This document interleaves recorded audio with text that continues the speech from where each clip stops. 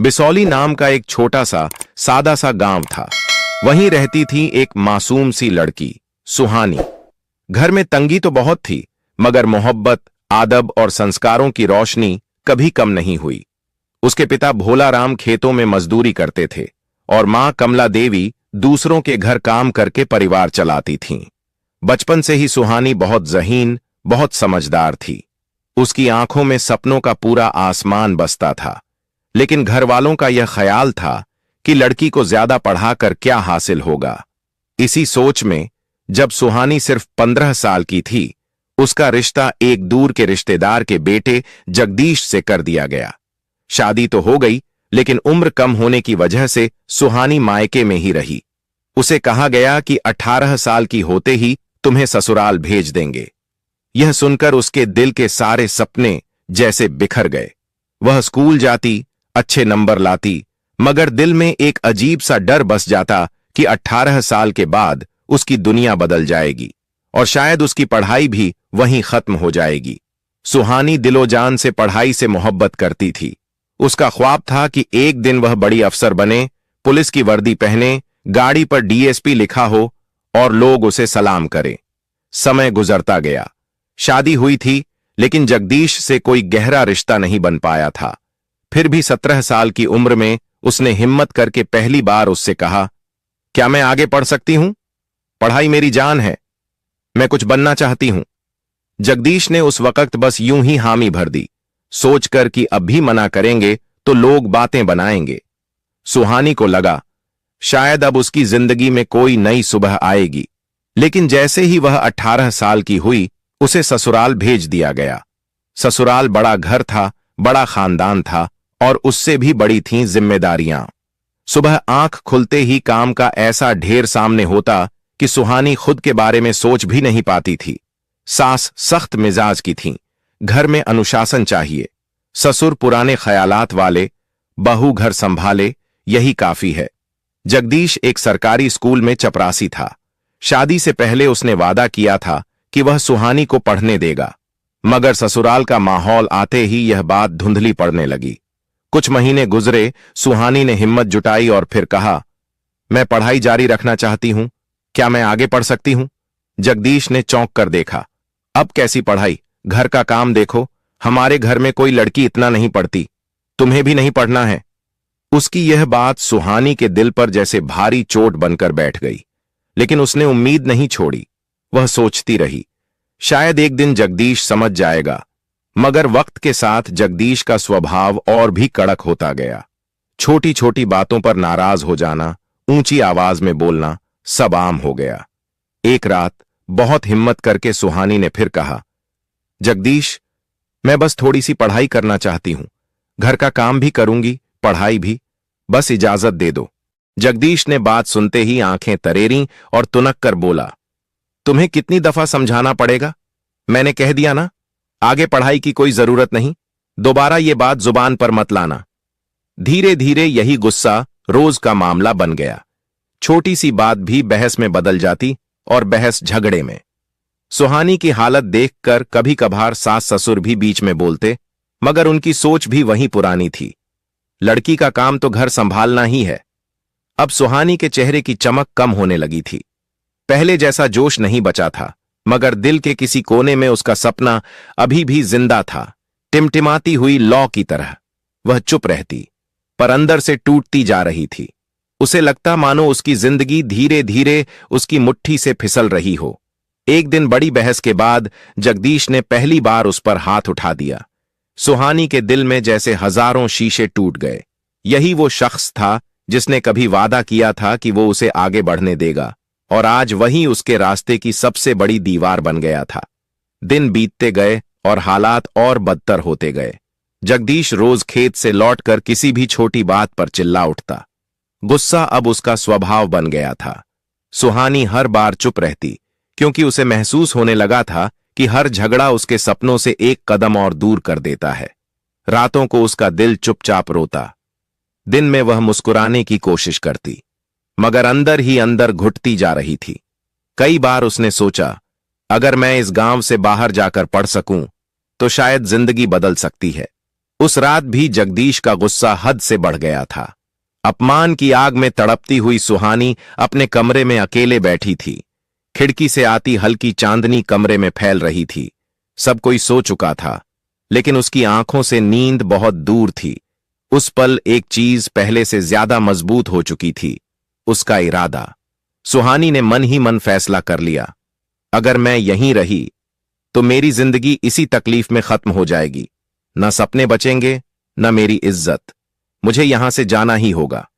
उसने कांपते हाथों से एक छोटा कागज और पेन उठाया। दिल धड़क रहा था, मगर उसने लिखना शुरू किया। जगदीश, जब मैं सिर्फ 15 साल की थी, तब हमारी शादी हुई थी। मैंने कभी तुम्हें अपना दुश्मन नहीं समझा। मुझे उम्मीद थी कि तुम मेरा साथ दोगे, लेकिन तुमने मेरी हिम्मत तोड़ दी। मैं तुम्हें छोड़कर जा रही हूं, क्योंकि मेरे सपने अब भी जिंदा हैं। मैं एक दिन अफसर बनकर वापस आऊंगी। नोट लिखकर उसने उसे तकिए के पास रख दिया। फिर धीरे धीरे कमरे से बाहर निकली। सास, ससुर और जगदीश तीनों गहरी नींद में थे। रात की हवा में डर भी था और आजादी की खुशबू भी। सुहानी ने अपनी कुछ जरूरी चीजें एक छोटे थैले में रखीं और घर के बाहर कदम रख दिया। गांव की गलियां अंधेरे में डूबी थीं। दूर कहीं कुत्तों के भौंकने की आवाज आ रही थी। वह तेज कदमों से चलने लगी। डर था, लेकिन उसके सपने उससे भी बड़े थे। स्टेशन गांव से 5 किलोमीटर दूर था। कोई सवारी नहीं, बस उसके पैर और उसका इरादा। रास्ते में कई बार लगा कि कोई देख न ले, मगर वह रुकी नहीं। उसके दिल में बस एक ही आवाज गूंज रही थी, मुझे अफसर बनना है, मुझे अपनी जिंदगी बदलनी है। करीब 1 घंटे बाद वह स्टेशन पहुंची। पैसे बहुत कम थे, फिर भी उसने दिल्ली का टिकट लिया, क्योंकि उसे पता था बड़े सपनों के लिए बड़ी जगह चाहिए। सुबह होने से पहले ट्रेन आई। धड़कते दिल के साथ वह उसमें चढ़ गई। खिड़की के पास बैठकर उसने बाहर झांका। अंधेरा धीरे धीरे पीछे हट रहा था और सुबह की हल्की सी रोशनी क्षितिज पर उभरने लगी थी। सूरज की पहली किरण जैसे उसके दिल से कह रही हो, तेरी जिंदगी भी अब रोशन होने वाली है। दिल्ली पहुंचने में कई घंटे लग गए। वह इस बड़े शहर में बिल्कुल अकेली थी, मगर हिम्मत उसके कदमों के साथ चल रही थी। पेट में भूख थी, बदन में दर्द था। शहर पहुंचते ही वो रहने की जगह तलाश रही थी। कई मकानों में पूछताछ की, पर किराया इतना ज्यादा था कि उसके पास उम्मीद से ज्यादा कुछ नहीं था। यही उसका नया आसरा था, यही उसकी नई जिंदगी का पहला पन्ना। सुबह 4 घरों में काम, दोपहर में पुरानी किताबों को खोलकर पढ़ाई, शाम को फिर काम और रात को कम नींद, ज्यादा मेहनत। कई बार थकान से शरीर टूटने लगता, लेकिन उसकी आंखों में चमकता था, अफसर बनना। उसे मालूम था कि यूपीएससी का रास्ता आसान नहीं, मगर आसान रास्ता उसे चाहिए भी नहीं था। धीरे धीरे उसने पढ़ाई पकड़नी शुरू की। कुछ नए दोस्त मिले, कुछ हिम्मत देने वाले लोग मिले। एक दिन उसने कांपते हाथों से यूपीएससी का पहला फॉर्म भरा। दिल्ली की जिंदगी बेहद मुश्किल थी। सुबह 4 बजे उठकर काम शुरू, झाड़ू पोछा, बर्तन, बुजुर्गों की सेवा, सब कुछ वक्त पर।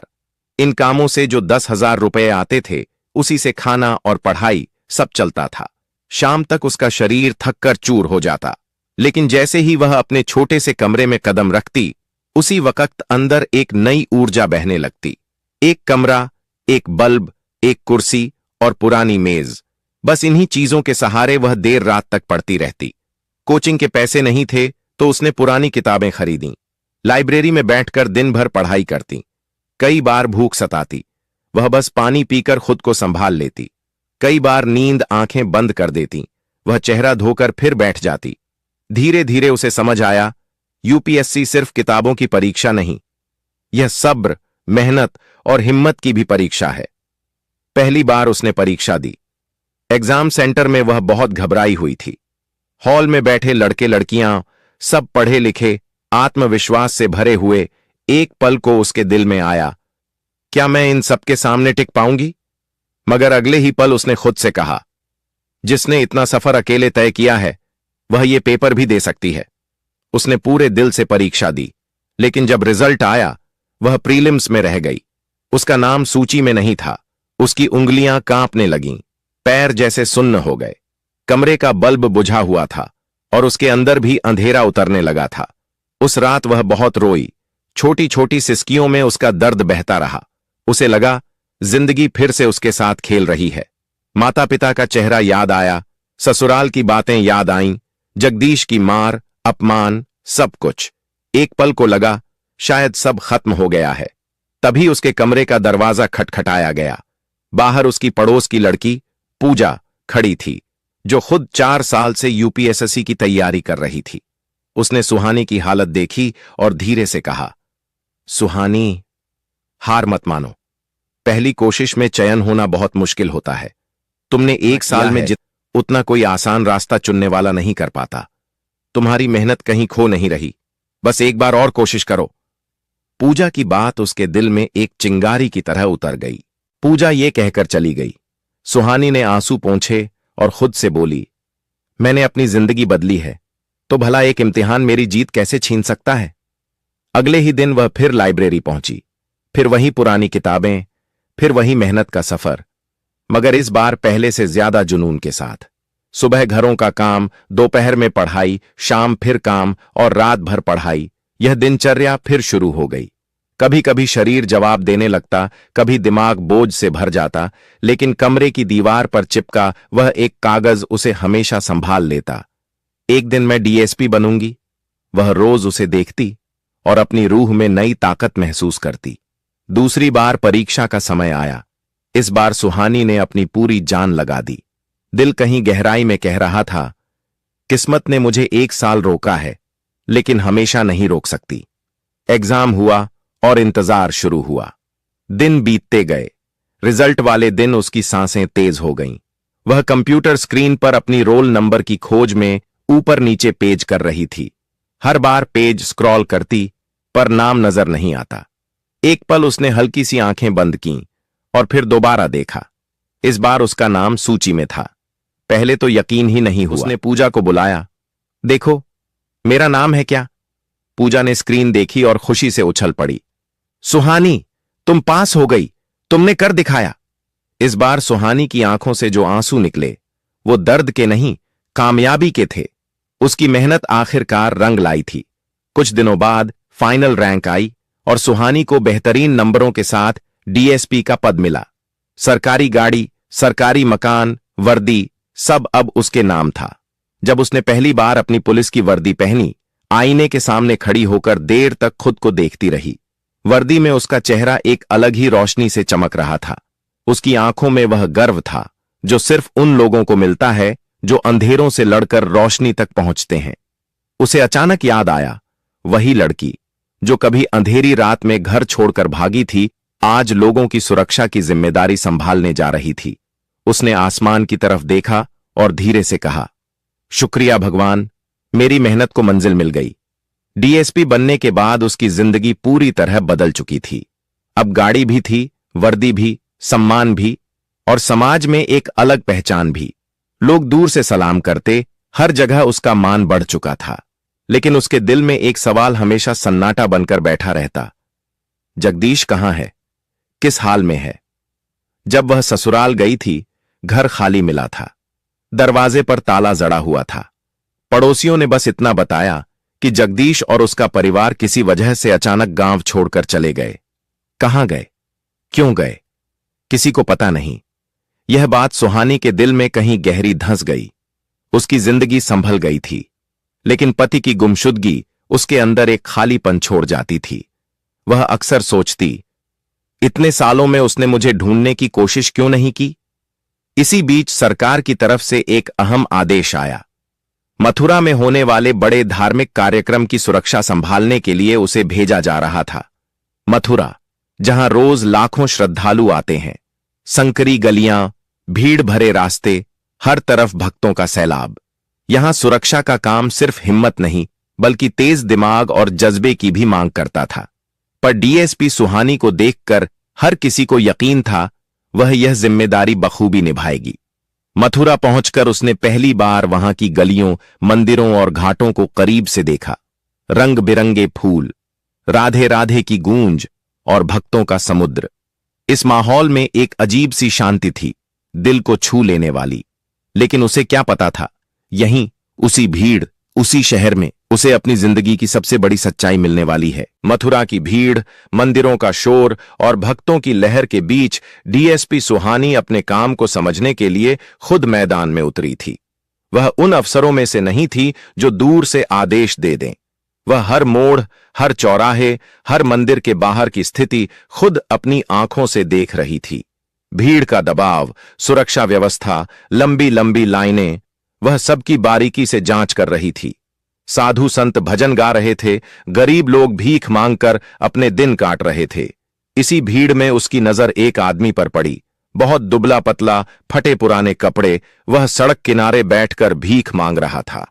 पहले तो सुहानी ने ध्यान नहीं दिया क्योंकि ऐसे लोग वहां बहुत थे, लेकिन जैसे ही वह उसके पास से गुजरी, वह आदमी कांपते हुए हाथ आगे बढ़ाकर बोला, माता जी, कुछ दान दे दीजिए।